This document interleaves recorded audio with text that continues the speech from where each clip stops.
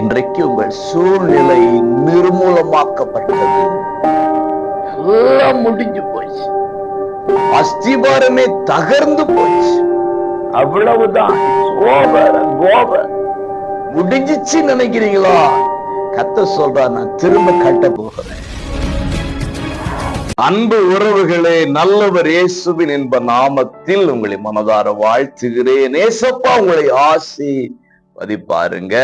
எசேக்கியேல் 36:36 கர்த்தராகிய நான் நிர்மலமானவர்களை கட்டுகிறேன் என்றும் பாழானதை பயிர் நிலமாக்குகிறேன் என்றும், அப்பொழுது உங்களை சுற்றிலும் உள்ள மீதியான ஜாதிகள் அறிந்து கொள்வார்கள். இன்றைக்கு உங்கள் சூழ்நிலை நிர்மூலமாக்கப்பட்டது. எல்லாம் முடிஞ்சு போச்சு. அஸ்திபாரமே தகர்ந்து போச்சு. அவ்வளவுதான். It's over and over. முடிஞ்சிச்சு நினைக்கிறீங்களா? கர்த்தர் சொல்றார், நான் திரும்ப கட்ட போகிறேன். உனக்கானவைகளை திரும்ப கட்டுவேன் என்று வாக்கு கொடுக்கிறார். பாழாக்கப்பட்டது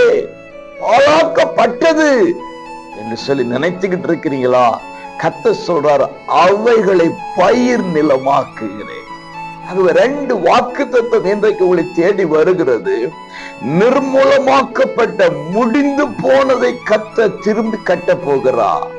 பாழாக்கப்பட்டு அவ்வளவுதான் அப்படின்னு நினைச்சு வேஸ்ட் நினைச்ச காரியத்தை கர்த்தர் பயனுள்ளதாக மாற்ற போகிறார். ஆகவே நீங்கள் இன்று முதல் புதிய காரியங்களை பார்க்க போகிறீர்கள்.